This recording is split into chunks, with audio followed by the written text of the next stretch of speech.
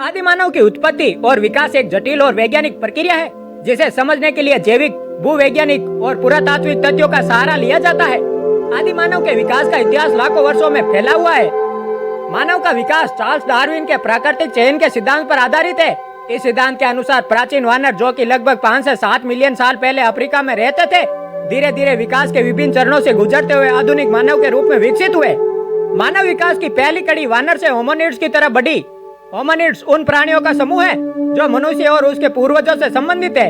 लगभग 4-5 मिलियन वर्ष पहले होमिनिड्स के पहले सदस्य धरती पर उभरे, जिन्हें ऑस्ट्रेलियोपिथेकस कहा जाता है। होमो इरेक्टस, जिसका अर्थ है कुशल मानव, लगभग 2.4 से 1.4 मिलियन वर्ष पहले अफ्रीका में पाया गया। यह पहला होमिनिड था जिसने औजारों का इस्तेमाल करना शुरू किया। होमो इरेक्टस, जो लगभग 1.9 मिलियन से 1,10,000 साल पहले तक अस्तित्व में रहा, पहला ऐसा प्राचीन मानव था जिसने अफ्रीका से बाहर जाकर एशिया और यूरोप में बसने की शुरुआत की। यह आग का उपयोग करने वाला पहला मानव भी था। निएंडरथाल लगभग 4 लाख से 40,000 साल पहले तक यूरोप और पश्चिमी एशिया में रहते थे। इनके मस्तिष्क का आकार आधुनिक मानव के मस्तिष्क के समान था, लेकिन ये शारीरिक रूप से अधिक शक्तिशाली और कठोर थे। आधुनिक मानव होमो सेपियंस का विकास लगभग 3 लाख वर्ष पहले अफ्रीका में हुआ। यह संज्ञानात्मक दृष्टि से अधिकतम विकसित थे और इन्होंने कला, भाषा और संस्कृति की नींव रखी।